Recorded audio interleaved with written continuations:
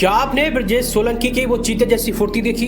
जब वो कबड्डी खेलते थे तो ऐसे लगता था जैसे कि कई लोगों के बीच में एक चीता आ गया है और जब वो जंप मारते थे बस लोग देखते ही रह जाते थे। बता दें साथियों, ब्रजेश सोलंकी जी आज हमारे बीच में नहीं है। 27 जून को उनका निधन हो गया था और उनकी जो मौत है वो बड़े ही दुख भरी हुई थी।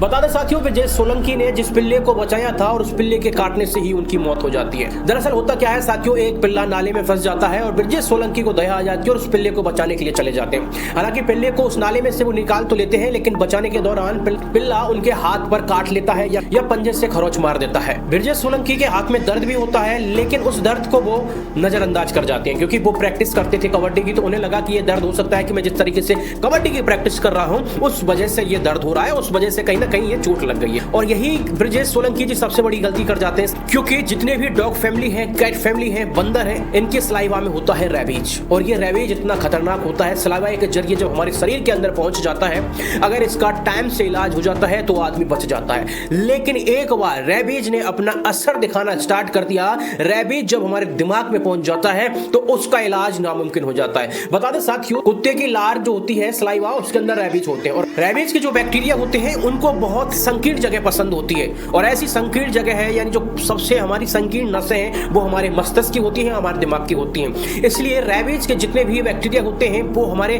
किसी भी अंग से प्रवेश करते हैं, लेकिन वो डायरेक्ट मस्तिष्क में पहुंच जाते हैं और धीरे धीरे दिमाग में वो अपना एक छत्ता बना लेते हैं। वहां पर इतना इकट्ठा हो जाते हैं कि वो धीरे धीरे माइंड के ऊपर कंट्रोल करने लग जाते हैं और ऐसी स्थिति बन जाती है कि आदमी को पानी से डर लगने लग जाता है, यानी हाइड्रोफोबिया हो जाता है, उसे एयरफोबिया भी हो जाता है, यानी उसे हवा खुलेपन से भी डर लगने लग जाता है, यानी उसे अंधेरा पसंद आने लगता है और कहीं ना कहीं वो कुत्ते की तरह भौंकने लगता है, कुत्ते की तरह उसकी सारी आदतें बदल जाती है। और कहते हैं ना साथियों, आपने कहावत सुनेगी कि तू कुत्ते की मौत मरेगा। वो इसलिए ही बोलते हैं क्योंकि कुत्ते के जब रेबीज हमारे दिमाग में आ जाते हैं तो आदमी तड़प तड़प के मरता है। पर डे, प्रत्येक मिनट, प्रत्येक सेकंड आदमी तड़पता रहता है और यही ब्रजेश सोलंकी जी के साथ में हुआ। और बता दें साथियों, यही जो गलती है लोग नजरअंदाज कर देते हैं। ये पहला केस नहीं है, इससे पहले बहुत ऐसी घटनाएं भी हो चुकी हैं। इन चीजों से हमें विशेष तरीके से सावधान रखना चाहिए। अगर आपके घर में कोई पालतू कुत्ता है, अगर उससे कोई एंटी रेबीज इंजेक्शन लगते हैं तो वो भी आप टाइम टू टाइम लगवाएं और उसकी सफाई का विशेष ध्यान रखें। और अगर कुत्ता बिल्ली का पंजा भी अगर खरोच मार रहा है तो बता दें साथियों, खरोच भी बहुत बड़ी नुकसान है। हालांकि एक वीडियो मैंने डाली तो लोग कह रहे थे कि भाई खरोच से क्या हो सकता है, खरोच से तो कुछ नहीं होता,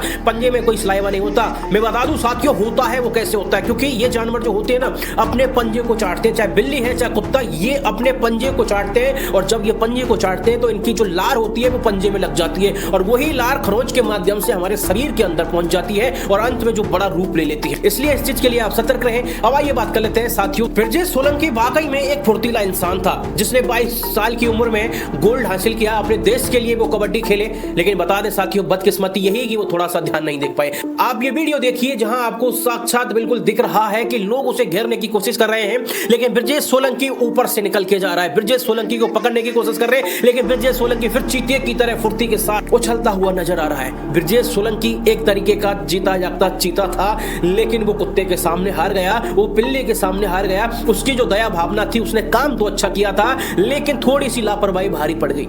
इसलिए साथियों, इन चीजों से आप विशेष ध्यान रखें। दूसरा यह है कि टिटनेस भी अगर हो जाती है ना, जैसे कि लोहे से कटना, कांच से कटना, अगर ऐसा भी कोई चीज हो रही है तो आप टिटनेस का इंजेक्शन जरूर लगवाएं। क्योंकि मैं एक चीज कहना चाहूंगा, टिटनेस भी कहीं ना कहीं इसी तरीके से बहुत खतरनाक होती है। टिटनेस में भी आदमी बिल्कुल सूख तो चला जाता है, पूरे तरीके से दर्द होता है और वो भी इसी तरीके से मरता है।